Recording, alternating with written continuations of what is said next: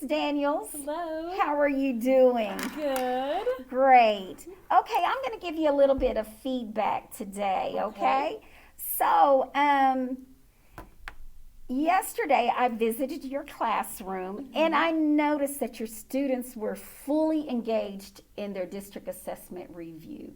As a matter of fact, I saw 100% of your students, they were choral reading along with you. And so that was great, 100%. That's hard to get, but I commend you for having your kids choral read with you like that. Now, I have a question. What impact do you think having your students fully engaged in your test review will have on your assessment data? I think it's really beneficial for them when they're reading the passage all with me and they're following along with their fingers. They can kind of see some mistakes already in that passage, and then it makes it easier for them to go back and reread and fix those issues. Excellent. So as they're tracking along and they are able to catch their mistakes, Yes. and it helps reinforce. So that's good. Great answer. Thank you so much for that. So today what I want to do is I want to look at an exemplar of a learning objective.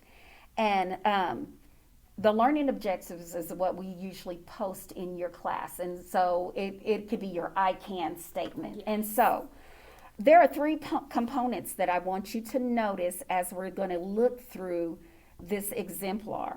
These components are, number one, is it driven by data? So is this your highest leverage SE? So that's what we're going to look at. Yes. Also, we're going to look to see, our light came off. There we go. We're going to look to see if it's measurable. Okay. And so what I mean by measurable is what do they need to know and how will they show it? Gotcha.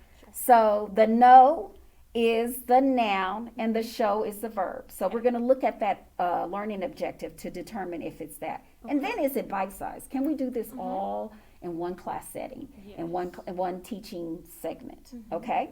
So that's what we're going to look at. So I'm going to give you this learning objective. Okay. And as you're looking at this exemplar, what I want you to do, here's a highlighter, Thank you. and I want you to highlight the high leverage SE, Okay.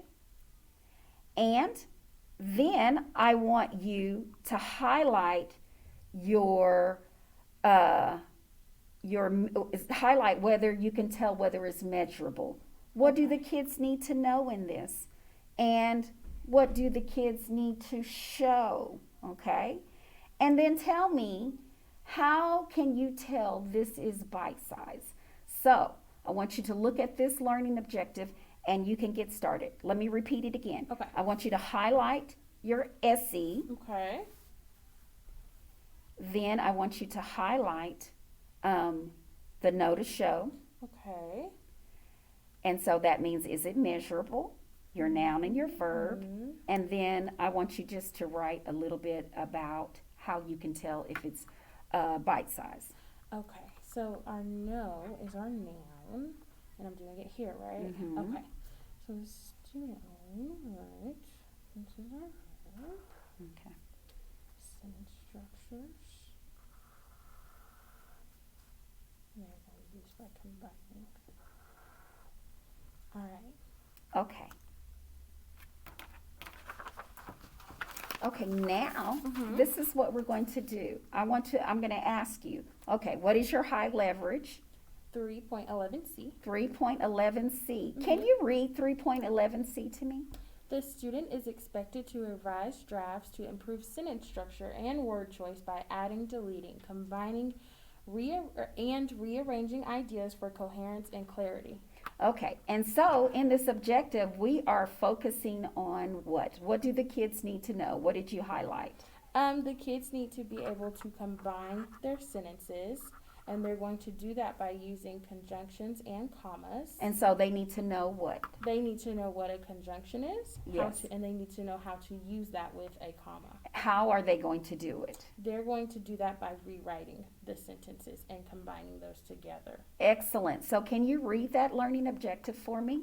Yes, the student will rewrite sentence structures in a draft by combining sentences using conjunctions and commas. Now tell me, how is it bite-sized? It's bite-sized because we can do this in one class setting, in one class period. Excellent, excellent, excellent.